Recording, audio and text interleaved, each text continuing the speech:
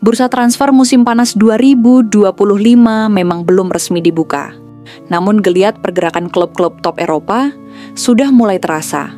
Satu persatu rumor mulai mencuat ke permukaan, negosiasi diam-diam mulai tercium media, dan kisah perpisahan pun mulai ditulis dari ruang ganti ke ruang publik. Salah satu kabar besar datang dari London Utara, tepatnya dari Emirates Stadium. Setelah 1,5 musim membela Arsenal, perjalanan Jorginho bersama The Gunners dipastikan akan berakhir. Menurut laporan eksklusif dari jurnalis kenamaan Fabrizio Romano, sang gelandang veteran telah mengambil keputusan besar dalam kariernya.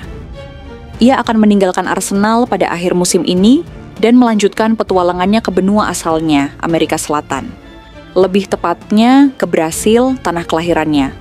Klub raksasa asal Rio de Janeiro, Flamengo, menjadi pelabuhan baru sang maestro lini tengah. Dan untuk Jorginho, ini bukan sekadar transfer biasa, ini adalah kepulangan yang tertunda selama puluhan tahun. Jorginho lahir di Imbituba, Brasil. Namun sejak remaja sudah hijrah ke Eropa demi mengejar mimpi sepak bola. Ia memulai karir profesionalnya di Italia, membela Hellas Verona, kemudian bersinar bersama Napoli, hingga akhirnya pindah ke Chelsea dan menjadi salah satu gelandang terbaik Eropa. Ia menjadi kunci sukses The Blues saat menjuarai Liga Champions pada 2021 dan kemudian juga mempersembahkan gelar Euro 2020 bersama timnas Italia. Namun, meski paspor birunya berasal dari Italia, darah dan akar Jorginho tetap tertanam dalam tanah Brasil.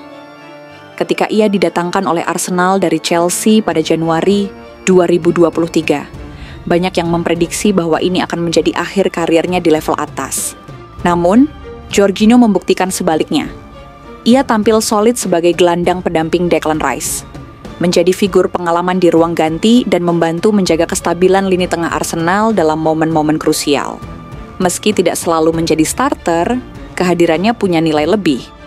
Namun kontraknya yang berdurasi singkat membuat masa depannya selalu diselimuti tanda tanya. Kini tanda tanya itu telah dijawab. Setelah melewati sejumlah diskusi dengan manajemen klub dan mempertimbangkan berbagai opsi, Jorginho mantap memilih jalan baru. Flamengo datang membawa tawaran konkret, sebuah kontrak berdurasi 3 tahun. Menurut laporan Romano, negosiasi antara Jorginho dan Flamengo berjalan cukup intens selama beberapa minggu terakhir. Flamengo memang sedang membangun proyek ambisius untuk mendominasi kompetisi domestik dan tampil lebih tajam di Copa Libertadores. Sosok seperti Jorginho, dengan segudang pengalaman internasional, dianggap sebagai puzzle penting dalam proyek itu. Dan sang pemain pun menyambutnya dengan antusias. Tidak ada keraguan, tidak ada drama. Ini bukan soal uang, tapi warisan. Kesepakatan akhirnya tercapai. Jorginho akan diperkenalkan secara resmi sebagai pemain Flamengo pada bulan Juni 2025, tepat setelah musim Premier League 2024-2025 berakhir. Ia akan menandatangani kontrak hingga 2028 dan menjadi bagian penting dari proyek jangka panjang klub berjuluk Rubro Negro tersebut. Transfer ini sekaligus menjadi penanda babak baru dalam karier seorang pemain yang sudah mencicipi semua level tertinggi sepak bola Eropa. Namun, kepergian Jorginho bukan satu-satunya potensi perpisahan dari lini tengah Arsenal. Rumor yang beredar menyebutkan bahwa Thomas Partey juga sedang mempertimbangkan untuk hengkang. Gelandang asal Ghana itu juga berada di tahun terakhir kontraknya dan mulai menerima minat dari klub-klub di Arab Saudi dan Serie A. Tak banyak pemain Eropa yang memilih menutup karier di Brasil, apalagi yang belum pernah bermain di sana secara profesional. Tapi Jorginho berbeda.